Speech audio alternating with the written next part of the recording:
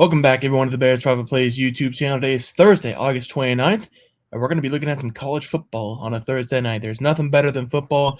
I'm so glad it's back in our life. We're going to be looking at 3 games for the slate on Thursday, 5 total plays for today, 3 game picks, 2 best player props being towards the end of the video. Hope everybody is ready for a long and profitable college football season. Hope everybody enjoys their Thursday, and let's break down some ball. All right, guys, let's get into some NCAA football picks and props for Thursday, August 29th. This is the leaderboard currently in week 0 on Saturday. It was very nice to have football back.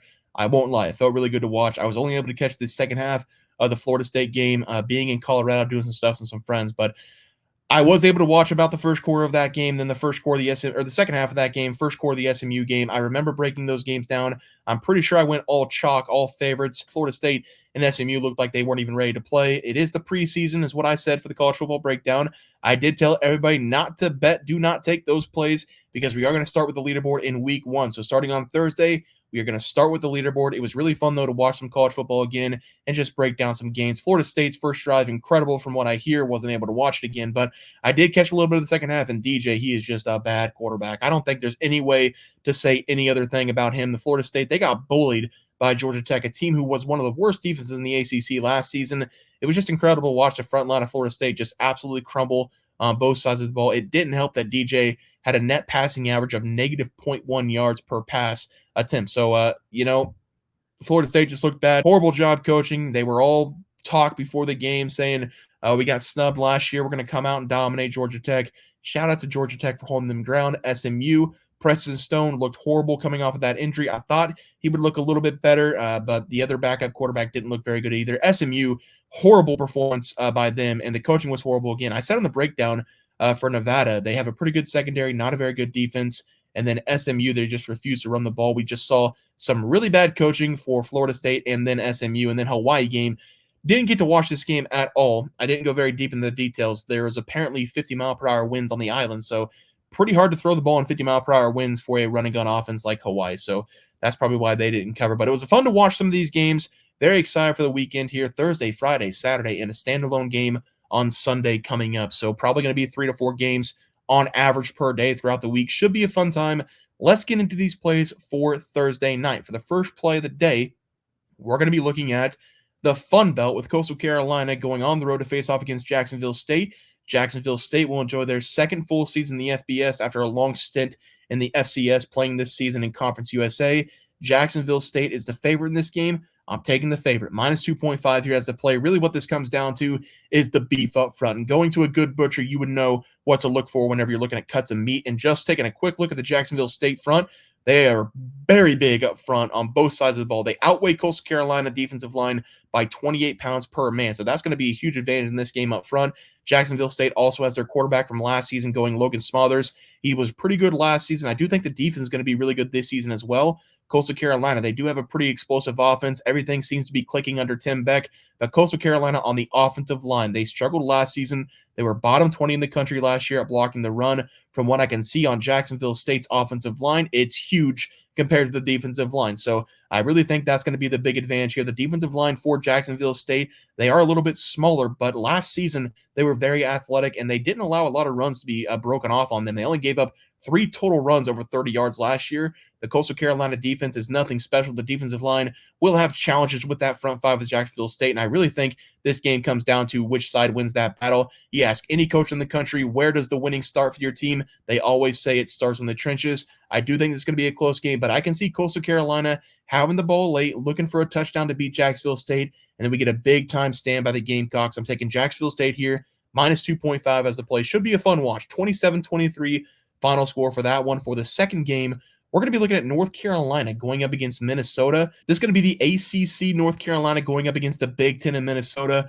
I'm going to give the edge to North Carolina. I know I'm basically doing the same thing I did for week 0, but taking these favorites, but I think North Carolina is a little bit undervalued here. Everybody's freaking out about North Carolina. They lost their NFL quarterback in Drake May in the first round to the New England Patriots. They're all wondering where the offense production is going to come from. They lost Walker, who was also drafted a star wide receiver for North Carolina. Coach Mack Brown has said in a couple press conferences that they're going to run a 2-man quarterback system for the first game going up against Minnesota. They're going to try Connor Harrow, I believe his name is. Didn't play a ton last season. They also have the transfer Max Johnson from Texas A&M. He did a pretty good job last year, 1,500 passing yards, 9 touchdowns, not a lot of interceptions, and he's a senior as well. My guess is that they're going to go series by series, see which guy fits best playing against Minnesota. But at the end of the day, I don't think the quarterback is going to matter in this game because we have one of the best guys on the ground in the country, one of the most dynamic players in college football. That's going to be Omarion Hampton of North Carolina, the junior running back, and he may be the best running back in all the country, probably the best running back in the ACC. Last season, he collected 1,500 yards on the ground, and the offense, they do return Jones, the secondary wide receiver, to Tez Walker last year. Everybody knows the defense was super weak last year, but they did have a new coaching change, defensive coordinator coming in Collins. I don't think the offense is going to be much different. I really don't. I know Drake May's an NFL quarterback, but if they just keep the ball on the ground here, I think they're going to be just fine. Minnesota, they do have a new quarterback. He's a senior. His name is Max Brosmer. I really hope it's Brosmer, not Brosmer. If it's Brosmer, it's a great name. He's going to be starting in this game. He was an FCS quarterback last year for New Hampshire. He had 3,500 passing yards, 29 touchdowns. He led the FCS in passing yards, but the only problem is this isn't the FCS. This is the FBS. It's a huge step up in talent. There are some really good FCS teams, and I know North Carolina is not the best defense in the world. At least they weren't last season, but he's going to be going up against a lot better talent. Everything's going to be quicker in the FBS. I'm not willing to bet on him this early in the season. I want to see what he looks like the first time around against North Carolina, getting that up class and talent here. Minnesota also brought in a new defensive coordinator looking to better themselves on the defensive side. They did lose one of their best players in Jack Henderson and their best safety in Tyler Knopf. So both of those guys in the NFL right now, I think this line's a little bit too friendly for Minnesota. I'm going to take Mac Brown here to find a way to win this game. -2 as the play. Final score 31-24 in favor of North Carolina. For the final play today, we're going to be looking at North Dakota State going up against Colorado. Another FCS team here, North Dakota State, Colorado now in the Big 12. This is where the chalk is going to end. I don't think Colorado should be favored by 2 possessions in any game this season because I don't think they're very good again. I know that Colorado is getting a lot of talk and a lot of hype. That's what we saw last year, and look where that got them. Just because Deion Sanders is the head coach does not mean that this team's going to be good on the field, and I know they have some really good players. They got some good players in the transfer portal, but if you were with this channel last season, Colorado, what they did, they went out, they won 3 or 4 games in a row, first 5 games, and they had that near loss against Colorado State.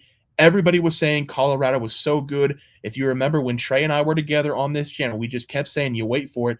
Colorado, this team, they're going to get into conference play. Everything's going to get destroyed for them.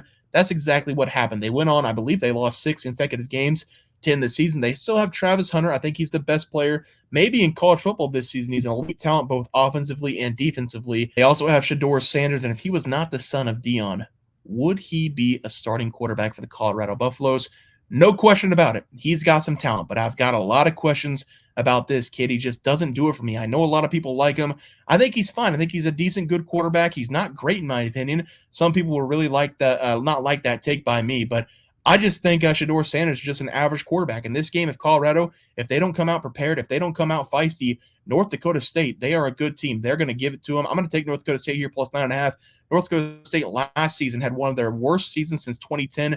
They were only able to get 10 wins, I believe, maybe 9, with 4 losses in the FCS. I can guarantee you this team will not lose 4 games again. They have won 9 of the last 13 titles in the FCS, and I just talked about the huge step up in competition from FCS to FBS, but there's a little bit of a difference here because they've just been dominating FCS opponents. Coach Prime, he did his damnedest to try to get some beef up front to protect his son at the quarterback position. I don't know if he's going to get the job done here going up against North Dakota State. They have 3 returning all-conference defensive players to put some pressure on that offensive line. If you remember last season, it was basically Colorado. If they did not score every possession, they were going to lose the game because the defense was that bad. And I do think North Dakota State will be able to put up some points here on the Buffs. We're going to see how well this team handles game number 1. A lot of pressure here on Colorado. I know everybody's excited about Colorado again. I think they're under a lot of pressure. I think they will probably win this game just because it's the first game. We might see some jitters in the first couple quarters, but they're probably going to win by 7 points, a touchdown win here. But if they come out sloppy, which we have seen some sloppy football from this team in the last 6 games of the season, North Dakota State, they're going to win this game. But for right now, Colorado, we'll see what happens. I think they're going to win by about 7 or 8, 35-27 as the final score here, but North Dakota State will cover the spread there. Let's go take a look at some of these player props, though, for these games. I'm not going to go too deep into these player props because I don't have a lot to go off of, but the first play is going to be in a game that I just talked about, and currently we don't have any player props out for FanDuel or DraftKings for North Dakota State, but we're going to be looking at the quarterback, Cam Miller, the senior, to go over his total rushing yards and to score a touchdown going up against Colorado. Those numbers in the bottom right corner, those are the numbers from 2023 for the Colorado defense. They were not good. 453.3 total yards per game. I just talked about this game. I think North Dakota State, they can give them hell. And Cam Miller, if you take a look at the numbers, he has been getting better and better and better year after year. Last season in 2023, he finished with over 2,500 passing yards, 18 touchdowns, only 4 interceptions. On the ground, he had his best season yet, 645 yards and 13 rushing touchdowns. This kid's a baller. He is a certified playmaker. I'm going to take him to do some damage against Colorado. So over the rushing yards and to score a touchdown in the game. For the second player prop tonight, I've already talked about this guy as well. Looking at North Carolina here against Minnesota, the best running back in the ACC is going to be Omarion Hampton of North Carolina, over 95.5 rushing yards against Minnesota. I did talk about the quarterback situation. Drake May, they did lose Drake May. They're going to have 2 guys in and out of that system the entire game. The one thing that will stay consistent is the run game for North Carolina. They're going to be going up against the defense that last year gave up 150 yards per game in the ground, and we only need about 100 yards in this game to get the job done. Last season for North Carolina, Hampton, he had 234 carries, 1,500 yards, 15 touchdowns on the ground. He's going to be the go-to guy the entire game in this one going up against Minnesota, just trying to get the ground game established, see what the quarterback's going to do later in the game. I don't think North Carolina's going to rely on the quarterbacks. They're going to hand the ball off 30 times and give this game to Hampton. So give me the over here, 95.5 rushing yards as the play there. Let's go take a look at the graphic recap. Got a lot to talk about. Players to watch in the bottom left-hand corner there, matchups in the top left. We got Jacksonville State here, minus 2.5 going up against Coastal Carolina. North Carolina, minus 2 against Minnesota. I would take the money line on these games, but it feels cheap. You know, it feels cheap on the first day. Maybe we'll take it in week 2 or week 3 on the money line, but right now, let's just cap it normally. Minus 2, minus 2.5. North Dakota State University, plus 9.5 against the Buffs. I would sprinkle a little on the money line as well. We'll see how Colorado comes out in that game. Cam Miller over rushing yards and a touchdown against Colorado. Then Omarion Hampton over 95-point rushing yards going up against Minnesota. Guys, I'm very excited. That's going to do it for the Thursday edition of the NCAA Football Plays and Props. If you guys enjoyed the content, please sure to drop a like in this video and subscribe to the channel below. See you guys next video, and thanks for watching.